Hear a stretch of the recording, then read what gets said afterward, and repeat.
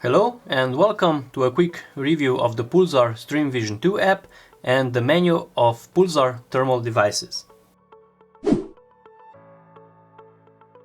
First of all, to establish the connection between the smartphone and device itself, we have to go in the main menu in the device and turn on the Wi-Fi for the connecting possibility. Then we go to the smartphone and we enter the settings and we click on the, in this case, merger device, and enter the password our device shows us in the main menu. When we do this, we can go back and enter the Stream Vision 2 app. Now we see which device is connected, in this case the merger LRF XT50, and in the left upper corner we have the information button where we can see all data or everything about the connected device. Then if we close it, on the right upper corner we have the three buttons where you can disconnect the device, remove the device, or you can enable or disable the automatic connection when you turn on the Wi-Fi in the device itself. Then on the lower part, on the right lower corner, we have the settings. When we enter this, we see my devices here. Then the language settings, where you can change the language of the app itself. When we go back, then we have cloud synchronization. If you want your photos and videos to be uploaded to a cloud. The next thing is Stream Vision Ballistics. When we click on this, we enter the download option for the Stream Vision Ballistics app for ballistics calculations. We have the privacy policy, license agreement, then we have the app version we are currently on, the version history, what we already made for updates, and the last thing is support. For login, you can make your own account, and with this you can also use the cloud option. Then if we go back to the upper, to the connected device, now to the merger XT50, if we click on this device, we can also see again all of the information about our device, and additionally we can also check for the firmware. In this case I have the latest firmware, but if there is a new firmware available, it will pop up and you can immediately download and install it to your connected device. If we go back, on the lower part we have the news section about Pulsar. Then we have the gallery, which is everything on the smartphone now in this case, which I already downloaded from other devices. And then we have also the cloud, which I am not currently connected to. And lastly, on the lower part we have the device itself, where we can enter the device storage. In this case only one video is on, and when we click on this video, or if we have also photos, we can download these photos and videos to our smartphone. If we go back, we have the viewfinder, where we can now see the image which is displayed directly through our connected device. If I start on the lower right side, first here we have the image capture, or to make the photo of the current image we currently see.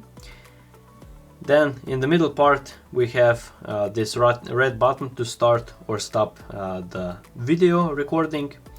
Then on the left side we have the device gallery.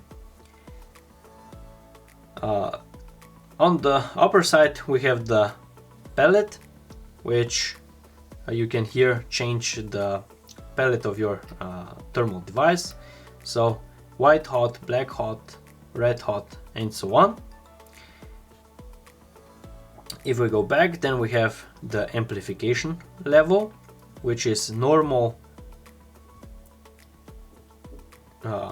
high, and also ultra. This is needed when you observe your objects in lower or not very good visibility because of fog, rain, and so on. Then you can change the amplification level to see your object better. Now on the top right corner we have the settings, where we can adjust all of the settings, which we can also adjust directly in the device itself. Here first, available storage, where you want to save the content, then the calibration, auto, semi-automatic, or manual. We can change date and time, turn on and off the smoothing filter, the user mode, so it saves the brightness and contrast of your last adjustments. Then we can change the units of the laser rangefinder, the language of the device itself. Then we can also format the device memory, so if you want to delete all of the videos and photos on your device. And we can turn on or off the motion detection. A bit left of the settings, we have this button here. We can manually click to calibrate our sensor. The next thing is the picture-in-picture mode. Maybe you don't see now exactly, but a small additional display pops up on the upper side of the display, so you have a zoomed in image in the smaller display. The next thing is the magnification, which is in this case from 2 all the way to 16, and you can really adjust the zoom with 0.1 times adjustment. The next thing is the contrast, where you can adjust directly also from here, from 0 to 20. And lastly, we have the brightness level, which you can also adjust from 0 to 20. Okay, now this is from the Stream Vision 2 app, and now from the device itself. With a short press on the menu button, we enter the quick menu, where we can adjust the brightness, contrast, then also the magnification. And on some devices we can also change the amplification level in the quick menu also. If we hold the main menu or the menu button for a longer time, we enter the main menu, where we can adjust all of the settings I showed you currently on the Stream Vision 2 app. So first we have the amplification level, which is normal, high, or ultra. The next thing is the color modes, which are 8 all in all available on all thermal devices from Pulsar. Then we have the smoothing filter, which is used to reduce the digital distortion, and the edges become more smooth. So it is in some cases a better it is not so pixelated when the image when you turn this filter on. The next thing is the user mode. As I previously said, when you turn this on, the device saves the last contrast and brightness settings, so when you next time turn on the device, you have the same settings again. Then the next thing is the picture-in-picture mode, which you can turn on and off. Then we have the display settings. When we enter this, we have the display dimming, which is which makes the display really dark, which is a really nice feature when you are observing during the night for a longer period. Then your eyes won't get so tired, and it is much more comfortable to use. And then the overlay brightness, where we can see the menu and all of the features on the device we get brighter or darker. The next thing is image stabilization, which is not available on all models, currently only on the XT merger. And here we can turn on or off the image stabilization, and we can also calibrate the stabilization itself. If we go back and down, we have the Wi-Fi settings. Here we have to turn on or off if we want to connect to an external device. Then we have the password, the access level, and the Wi-Fi band, which is 2.4 or 5 gigahertz, depending on the device you want to connect. Older devices need 2.4 gigahertz, and newer devices can be connected with 5 gigahertz for a faster connection. Then we have the microphone if we want to turn on or off. The laser rangefinder settings, the reticle type, we have 3 available. Again, this is available only on devices which have a laser rangefinder. The angle display and true distance, we can also turn on or off. If we go back, we have the calibration mode of the sensor, which we have manual, semi-automatic and automatic.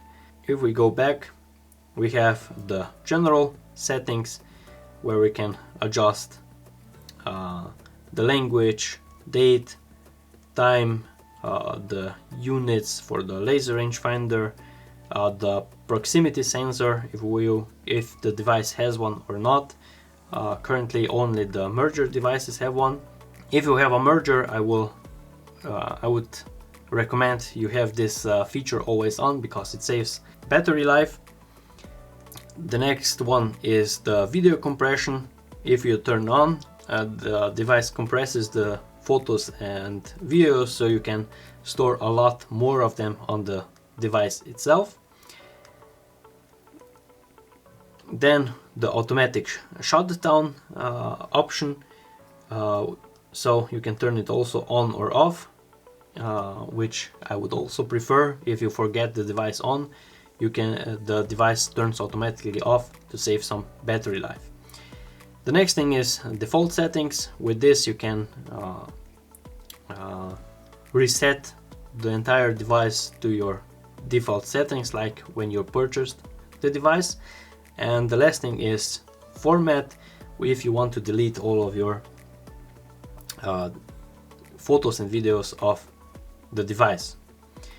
Okay, if we go back, we have then the defective pixel repair option. If you have somewhere a defective pixel, you can enter this menu and go to the defective pixel and make your repair.